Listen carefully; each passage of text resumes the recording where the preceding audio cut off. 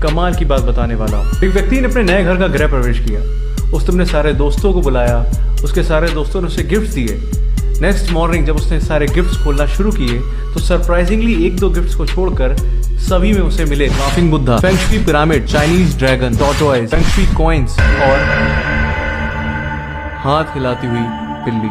साथ में मिले डिस्क्रिप्शन में इन गिफ्ट्स के यूसेज और इनके रखने के सही डायरेक्शन के बारे में लिखा हुआ था। Laughing Buddha for money and happiness, पानी में डूबा हुआ कछुआ कर से मुक्ति, चाइनीज ड्रैगन रोगों से मुक्ति, feng shui coins for good luck. अब बात आती है चाइना के माइंड गेम की। Feng shui, it is the mind game of China. China internet पर प्रेजेंट हजारों websites, TV, newspaper, social media, magazines के थ्रू स्ट्रॉन्ग मार्केटिंग करके फेंग शुई का जाल पूरे ग्लोब में हर कंट्री में फैला चुका है। China uses feng shui for initial trespassing in market. किसी भी कंट्री की मार्केट में चाइना पहले फेंग शुई के थ्रू एंट्री करता है। 20,000 करोड़ रुपीस के एक्सपोर्ट के साथ चाइना इंडिया के 75% मार्केट को कवर कर चुका है। From small shops to big malls, हर जगह आपको ये चाइनीज प्रोडक्ट भर भर के मिलेंगे। दिल्ली, मुंबई जैसी बड़ी सिटीज की कुछ शॉप्स की एवरेज पर डे सेल तो 35 to 75,000 तक है। Let's talk about China strategy to damage Indian economy. भगवान की मूर्ति से लेकर नटराज पेंसिल तक सबकी कॉपी बनाकर चाइना ओपनली इंडिया में एक्सपोर्ट करता है। पॉलिस्टर रेजिन जैसे नॉन एनवायरमेंट फ्रेंडली एलिमेंट से बने गणेश लक्ष्मी को चाइना इंडिया में बेचकर सिर्फ दिवाली के दिन ही 400 करोड़ रुपए कमा लेता है।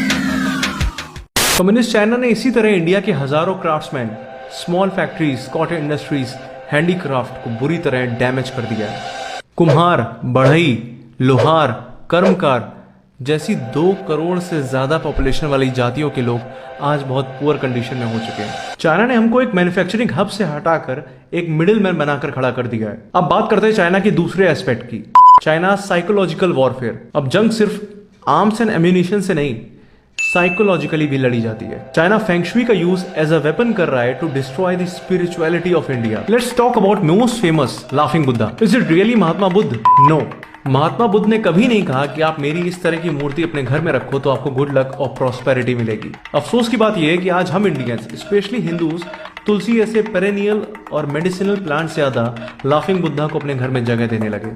फेंग शुई की दुनिया के एक और फेमस मॉडल, चाइनीज गॉड्स फुक, लुक एंड साव। चाइना ने इन्हें नेम, फेम और लॉन्ग लाइफ देने वाला देवता बताकर 200 से लेकर 15,000 रुपए तक की मूर्तियां इंडिया में बेच डाली और हम इंडियंस ब्लाइंड फॉलोअर्स की तरह इनकी मूर्तियों को अपने घर, अपनी वर्क प्लेस में रखने लगे।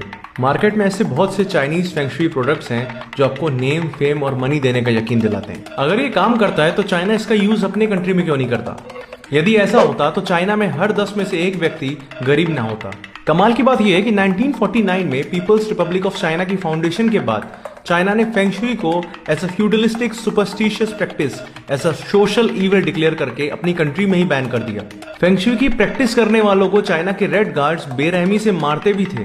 आज भी चाइना में feng shui as a consultancy business, as a practice ban है। This is China psychological warfare. अपने देश में अंधविश्वास को बैन कर दूसरे के देश में इसको बढ़ावा देना, दूसरे के देश में उसका व्यापार करना, अपनी इकोनॉमी मजबूत करना और दूसरे की स्पिरिचुअल रूट्स को पूरी तरह डैमेज